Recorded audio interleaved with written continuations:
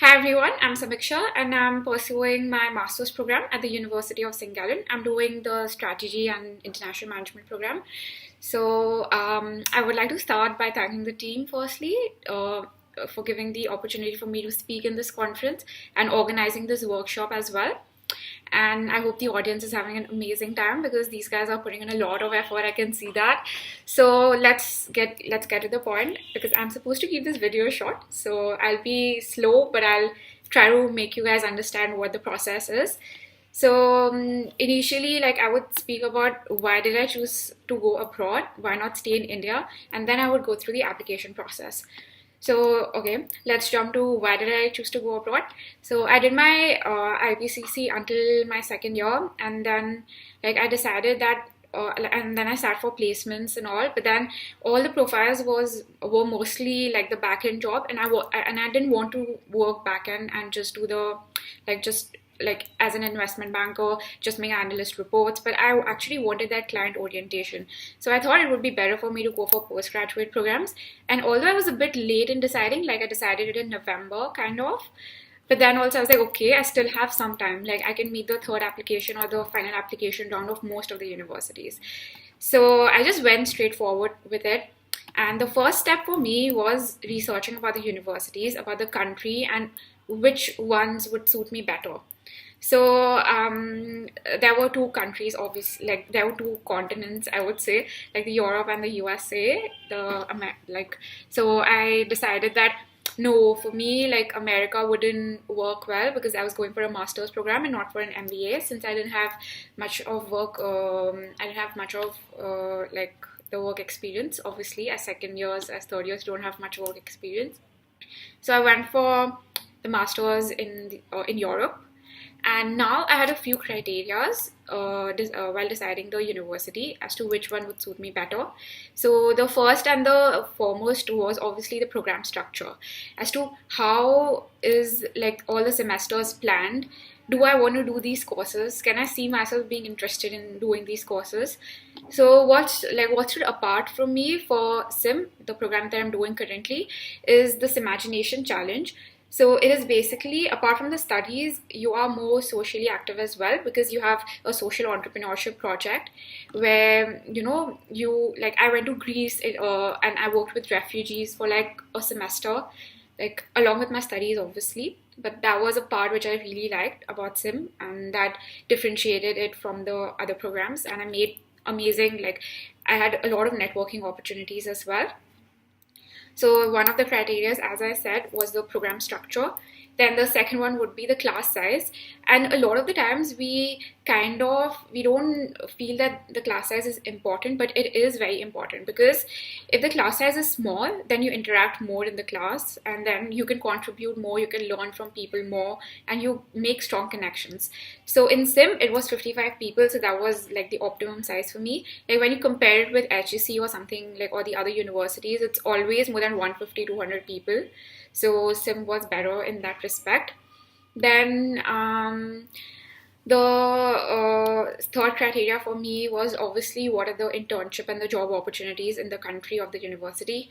And in Switzerland, basically in my university, we have a mandatory internship criteria for which we have to do an internship that is not in Switzerland and not in my native country. So that was a very big factor that made me apply here because I knew that once I show my caliber during the internship, I can get an offer there. Because everybody knows that getting a job, especially in Switzerland, is very difficult. So that was my third criteria. And like that, you have a lot of options that you consider. And for me, like I had the top 3 to 4 universities, like University of St. Gallen with SIM, then HEC, then ESSEC, and LBS. So these were my 4 universities that I did my applications for. So now the second step for me was to go for my GMAT. And since I just had 1 month's time to decide which universities and then give my GMAT, I prepared for like 20 days. But I would recommend you guys, let's start early. That is the first and the foremost thing that you guys should keep in your mind. Please start early. Take 3 months of your time, sufficient time to prepare for GMAT. Take 1 month time to research about the universities so that you don't leave out any options. And if you guys are appearing for CAT as well, then I guess 1 month would be sufficient, or like 1.5 months for GMAT. So this was the thing, like I gave my GMAT, I got a good score. I was like, okay, now I can do my applications because my score is also quite nice and I have a lot of prospects. But my priority was getting through sim because it was ranked higher as well, to be frank, and the ranking was very stable. Like it had been ranked number one for like 6 years worldwide.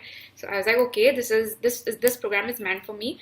But I dedicated my time through all the applications equally. I was like, okay, everything should be super planned. That okay, like if I have the LBS deadline first, so I finish my LBS applications, and then I work simultaneously for HSC as well, but then LBS is my priority. So always have an Excel sheet with the deadlines prepared.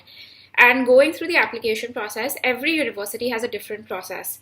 And like in some of them you need statement of purpose, in some of them you might need an essay. So like I'll just talk about three main things. Firstly, the statement of purpose, secondly the essay for different universities, and thirdly the LORs. So let's start with the statement of purpose. And I think many of you have asked this question as well, as to what exactly do we write in the statement of purpose.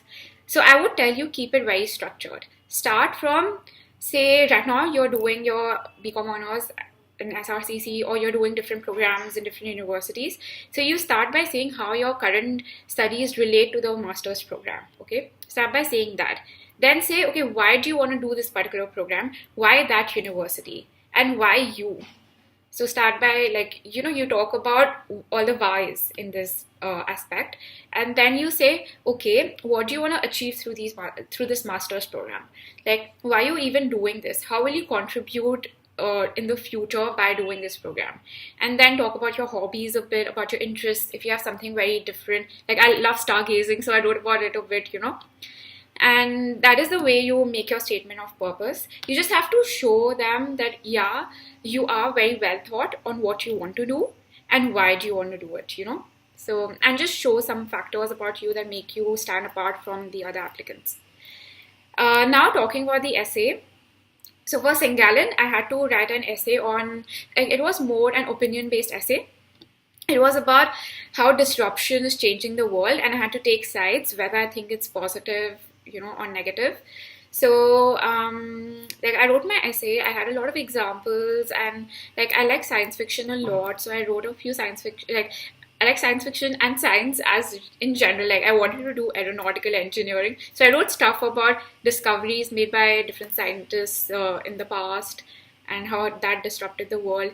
But when I got a feedback from my university, they said what they liked most about my essay was the fact that how I made a subjective essay, like an opinion-based essay, a motivational letter. Because at the end, I wrote how I wanted to create disruption in the world. And I kind of made it my statement of purpose because there wasn't one that they had asked for. So the third thing is the LOR. So when it comes to a letter of recommendations, I think it's a very easy process. You work with, like, you study with professors, right, in the university. So you can just go and communicate, like you can ask them that, can you please write me a letter of recommendation? And then they'll tell you, like it differs from the professor to professor. Like for me, both the professors were like, yeah, you just write about what you want me to say about you in the letter of recommendation, and then I'll proofread it, and then I'm just going to send it to the university. So it wasn't something very difficult. It is very manageable.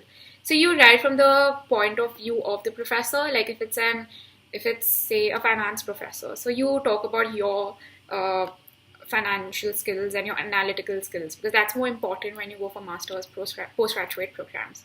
So these were the three things in the application process, and then came the interview run. So like let me give examples of the three universities which had the different procedures. So for SIM, I had to give a video interview. So basically there were questions for like 30 seconds, and then the timer started. I had to give my answer in like 1.5 minutes to 2 minutes. So I was supposed to do that. And like when I talked to my administration later on, they were like, we just wanted to see your confidence and how can you answer the questions well. So I had questions like, okay, how many medals would Switzerland win in the Winter Olympics? Like it was in 2018, so that question was there. Then there was a question about what is your take on democracy? So I talked about how the democracy system of India and Switzerland are different, because you have representative democracy here, but in Switzerland you have direct democracy, and why does it work well in Switzerland and why not in India, and what my take is on democracy. So stuff like that, and then for HEC I had an online interview, and for ESSEC I had an offline, like a face-to-face interview in one of, like, I had to go to Delhi, I guess, again for that. So this is how my interview process had gone about. And then, like, I was lucky enough to get the decision from Sim before the other interviews, and I was like, yeah, this is what I wanted, and I was perfectly happy with it. And then I started preparing for going to Singalin, and like all that is a very long story as well. But I would just want to talk briefly about my experience in Sim and why was it worth it, and why am I, you know, like, why I think that going abroad in a planned way and having some aim in mind is very important. So in Sim, like, the first semester was very hectic. Like, we had a lot of courses, we were interacting with new people. Like, the diversity was also, like, in 55 people we had 28 nationalities represented. So everything was very new to me because I've never studied with people, like international people. So I got to learn a lot. So there was, like, every time you were learning from the professors, you were learning from your peers, you were contributing to their learning, and you could see it. Like, from every presentation we improved. And, like, in the middle of the program, the administration were dropping us mails saying that, you guys need to sleep because you've been working a lot, and we don't want McKinsey style presentations, because everybody was aiming for perfection in our program. And that is what made all the difference for me, and that is what added the most value to me, doing Sim. So I would recommend you guys for doing Sim. Like, it is the best program. Like, for me, the kind of learnings that I've had through the programs, I would not imagine to learn that from anywhere else, because they have this community feeling, and there's always the networking opportunity. You can always go to people and look for opportunities abroad as well for working. But I would just like to point towards one thing, that if you're going with the mindset of getting a job, it is a very difficult thing to do. Like, I did a lot of applications, but I was getting rejections because of my nationality. Like, the EU law, and especially the law in Switzerland, is very strict when it comes to working, like work permits. So I was facing that issue as well. I was like, okay, how, like, I think I applied for like 4 5 months, and I was a bit dejected because I was getting rejections. And then I thought that I was not doing things intelligently, because they have to see me as a person, what caliber do I have, rather than judging me because of my nationality. So I went for a lot of case study competitions, and the first one that I went for, they asked me to drop my CV. I did that. Like, it was Ernst& Young Zurich for the position of transaction advisory services. It's kind of M&A advisory. So yeah, I went for the competition. Then I did my application. Like, I gave my CV. I had 2 rounds of interview, one with the partner and one with the senior manager. Then I did my summer internship there, and now they've given me an offer for starting a full-time position, like, once I'm done with my master thesis. So yes, it depends on how well do you show what do you have in yourself, and nothing is impossible. Like, I knew that since I'm doing a Swiss masters, I want to work in Switzerland. And you won't imagine, like, in those 2.5 months of internship, I could cover all my semester fees, because St. Gallen is like, the semester fee subsidized by the government. So it's a bit less when you compare it to the other universities. So yeah, in those 2 months of internships, I covered my semester fee. So I was a bit proud of myself as well, that I achieved something. Like, I always wanted to, not give back to my father, but then I took the responsibility upon myself that I want to do something on my own. And now I'm going to start working in by like June next year, because they are supposed to, like, the company will apply for a work permit, and then the process would be as fast as the Swiss government can do it. But all in all, I would say that it was an amazing experience for me. I had a great time, and I'm looking forward to working in Switzerland. So if you guys have any questions, you can just tell the volunteers about it, and they'll forward it to me, and I'm ready to respond to any questions that you guys have. And just have a good workshop later on. And I hope the video was not too long, because I think I went a bit over time with it. But I hope this was useful, and and good luck with your applications. Thank you. Bye bye.